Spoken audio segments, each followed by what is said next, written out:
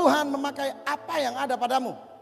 Keluaran 4 ayat 1-5. Lalu sahut Musa, bagaimana jika mereka tidak percaya kepada aku dan tidak mendengarkan perkataanku, melainkan berkata, Tuhan tidak menampakkan diri kepadamu. Tuhan berfirman kepadanya, apa yang ada di tanganmu itu? Jawab Musa, tongkat.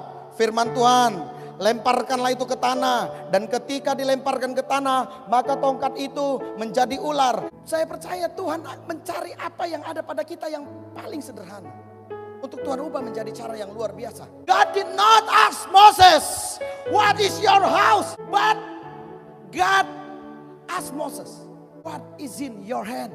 Dia nggak bilang apa yang ada di rumahmu. Karena kalau dia bilang apa yang ada di rumahmu, Musa akan capek, Musa akan ribet untuk harus kembali lagi ke rumah untuk mencari apa yang ada di rumahnya. Tapi Tuhan bilang, what is in your hand? Apa yang ada di tanganmu? Itu yang Tuhan pakai, Bapak Ibu. Musa harus diperadabkan sama Tuhan. Tuhan memakai sesuatu yang tidak dianggap oleh manusia, yaitu sepotong tongkat. Karena itu yang ada di tangan Musa. Musa mungkin pada saat itu saya percaya dia sedih melihat keadaan itu. Kenapa? Karena dia mau memberi yang terbaik kepada Tuhan. Tapi nggak bisa karena yang di tangannya hanya ada sepotong tongkat. Tapi itu yang ditanya kepada Tuhan. What is in your hand? Seringkali Bapak Ibu dalam kehidupan kita sama seperti Musa. Ketika kita mulai mau melayani Tuhan, ketika kita mulai mau menjangkau jiwa, ketika kita untuk mulai melakukan sesuatu buat Tuhan, kita takut. Jangan-jangan nanti mereka gak percaya Tuhan. Kalau nanti saya memberitakan firman, mereka gak mengakuin saya. Karena saya ini bukan hamba Tuhan. Bapak Ibu dengar baik, hari-hari ini kelompok kekristenan dibagi iblis menjadi dua. Yaitu kekristenan rohaniawan dan yang kedua kekristenan awam. Pergi ke sana, Pak saya takut loh Pak, kenapa? Karena saya ini kan Pak belum biasa melayani, saya ini bukan pendeta, saya ini hanya orang awam biasa, saya ini kan hanya masih jemaat biasa, saya belum bisa. Bapak Ibu dengar, ini adalah sebuah tipu daya iblis, supaya kita tidak menyadari bahwa kita adalah hamba Tuhan. Setiap kita adalah hamba Tuhan. Seperti apa yang dicatatkan ketika Maria Magdalena dijumpai oleh malaikat Tuhan. Lalu dia berkata apa? Aku ini hanya seorang hamba Allah. Saya mau bilang, Maria tidak seorang uskup, tidak seorang pendeta, tidak seorang gembala, tidak seorang nabi, tidak seorang rasul, tidak seorang singer, tidak seorang worship leader, tidak seorang pemusik. Tapi dia bilang, aku ini hanya hamba Allah. Jadilah padaku seperti apa yang kau kehendaki. Bapak Ibu, saya mau bilang kepada setiap kita, dengar baik-baik, kita semua adalah hamba Tuhan. Roma 6 ayat 22 bilang, memang dulu kamu adalah hamba dosa, tetapi kamu sudah ditebus. Sekarang kamu adalah hamba Allah.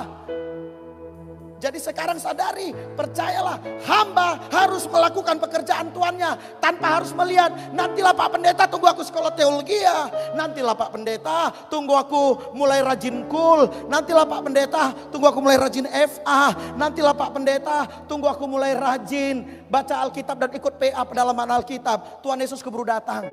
Lo hamba Tuhan. Jadi Bapak Ibu sadari dan mulai lihat dirimu. Apa yang kau kerjakan, apa yang kau lakukan, itu mencerminkan raja di atas segala raja. Apapun perbuatanmu, baik di media sosial, baik di media online, baik di kehidupanmu sehari-hari, engkau sedang mencerminkan rajamu. Jangan berpikir kalau kita ini adalah orang awam. Jadi besok-besok, Pak saya ini kan mesti jemaat biasa Pak. Jadi Pak saya mesti bisa nempeleng suami saya Pak. Ditanya kenapa kau tempeleng? Ya saya kan masih jemaat, belum hamba Tuhan. Jadi saya ini masih belum punya kasih. Daud ketika dia menghadapi seorang Goliat di 1 Samuel pasal 17 ayat 40 sampai 50. Daud ini hanyalah seorang hamba, gembala domba.